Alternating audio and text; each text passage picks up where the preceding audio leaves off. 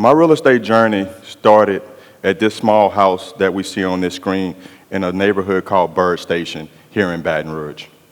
I purchased this first home for $11K, put another $15K into the rehab, rented this property out for $650 a month. And truth be told, after my tenants stopped paying our rent consistently after a year, I sold it for $35, $40K. Made a solid profit. I was 25 years old.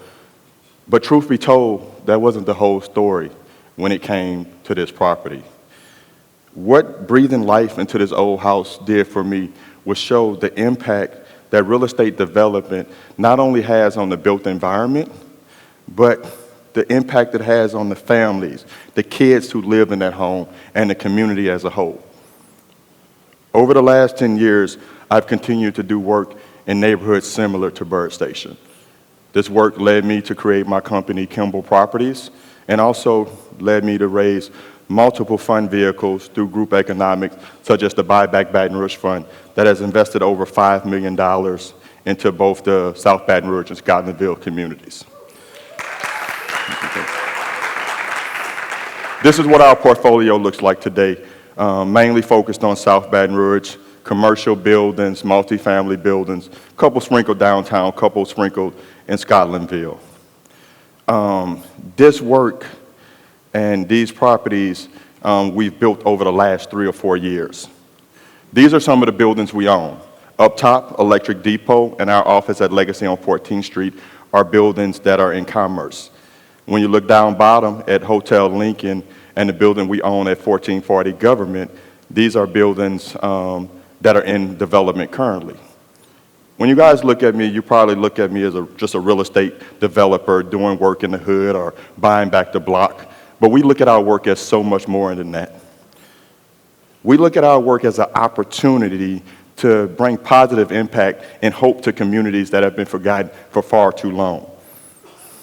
We look at our work as an opportunity to give access to capital to communities that have been disconnected from the American dream through intentional policy and de-investment.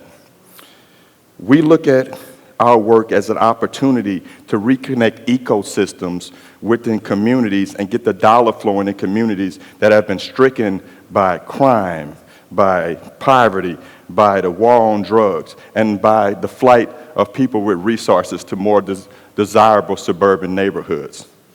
Truth be told, our work isn't easy. And there's not a lot of instant gratification that comes with our work. But this work is meaningful to me because I was once one of those kids in one of these forgotten neighborhoods. Growing up in inner city Baton Rouge in the 90s, I saw firsthand the challenges that these neighborhoods have. Broken infrastructure, lack of sidewalks, blight and burnt homes that were not touched for years, trash just literally dumped on side the road and nothing done about it. These were just the visible signs. Also, many folks within these communities, like my parents, were renters, so there wasn't a ton of home ownership within these communities.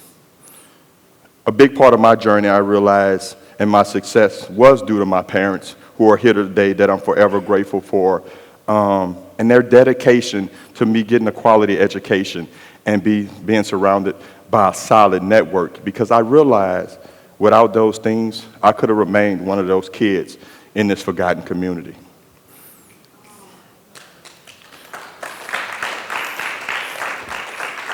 Reality, growing up, I didn't realize the stark contrast between these neglected communities that we had called home and the well-maintained suburbs until we moved to the suburbs. Things looked totally different. Newly paved streets, sidewalks, trash picked up promptly. You actually saw for sale signs in front of homes.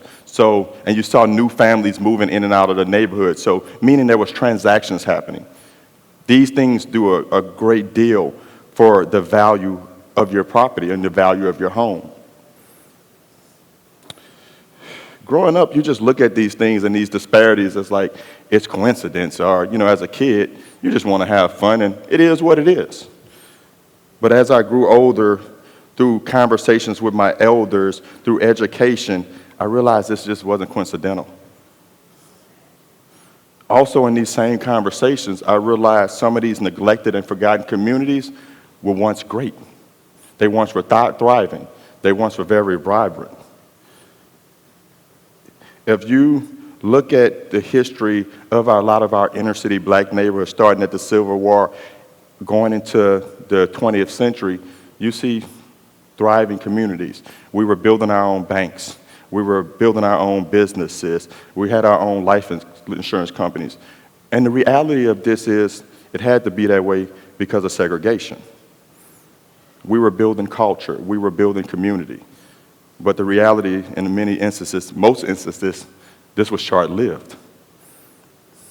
As you continue to move into the 20th century, you see practices and policies such as Jim Crow and the New Deal literally set a foundation for the exclusion of African Americans. It's important to talk about these issues and these problems and confront them head on when you're talking about building solutions to turn the tide within these communities. One of the biggest barriers in these African American communities for the last 60 or 70 years has been access to capital. The majority of capital in this country historically has been held in white banks. And as we just talked about, there was literally policies and laws that excluded these banks from lending to black businesses or in black communities. At the same time, you saw the creation of government-backed mortgages. We were also excluded from those. So when you look at the lack of access to capital, the lack of access to government-backed mortgages, if you wanted to buy a home in these communities or even rehab your home, it had to be done out of pocket. What this did was keep prices in these communities stagnant for decades.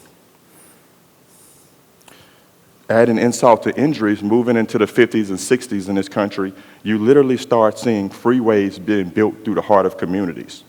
South Baton Rouge, Tremé in New Orleans, Third Ward in Houston, Oak Cliff in Dallas are just examples of thriving black communities that literally you saw freeways built through the middle of them. What this literally did was destroy the fabric of the community. Even at times when we fought for policy for the betterment of our community, such as desegregation, it had unexpected consequences on our community. It was our right to be able to shop everywhere. We literally had played a great role in building this country.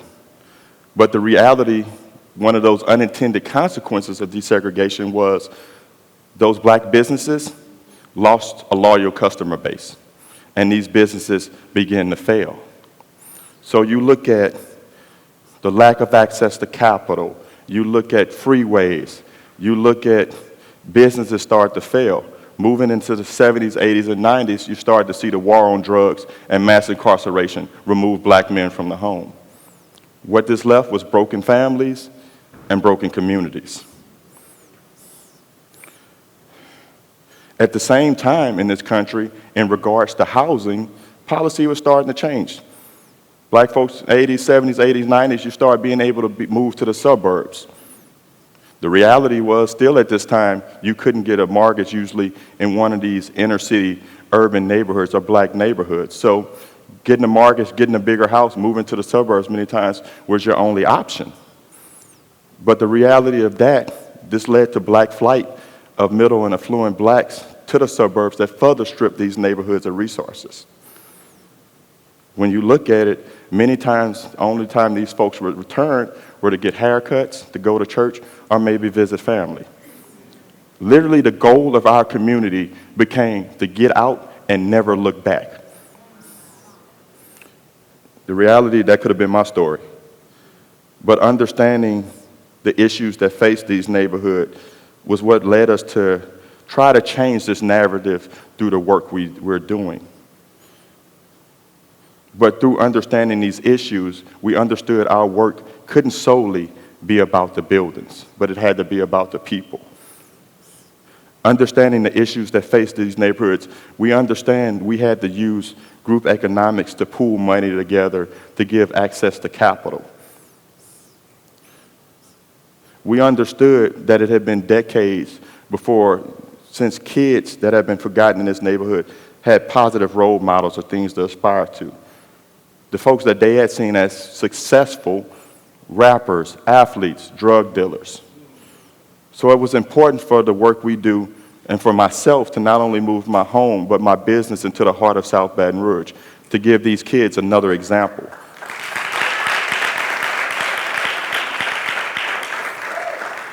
And give these kids something different to aspire to. Let's be truthful. We all know what a thriving neighborhood is. It's usually where we want to live or we want to raise our kids. You see successful businesses. You see job opportunities. You see public and private investment that happens in these neighborhoods. You see the dollar circulating multiple times in these neighborhoods before it leaves. That's all we're looking to recreate in communities like Scotlandville and South Baton Rouge. And it's happened before. But what we do realize, we're only a seat at the table. It's going to take a holistic approach to turn the tide in these neighborhoods and make them great again. When you look at the intentionality of policy and lending practice coupled with the billions of dollars spent on things like Freeway, you're kidding yourself if you think we're going to throw pennies at that and be able to solve that problem. It's going to take that same level of intentionality and spending to turn the tides in these communities. Some thought the suburbs would save them. Some thought gated communities would shield them from crime. When you look at Baton Rouge today, that's not our reality. So that's why it's so important for us to be part of that change, because we realize investing in these forgotten neighborhoods is investing in our city as a whole.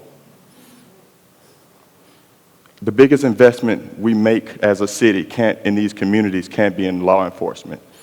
Let's be honest, the lack of police is not what got these neighborhoods to where they are today. So with that said, I'm excited to continue to work because we're still on this journey to continue building a neighborhood that accommodates all people. And I invite you to do the same. Thank you.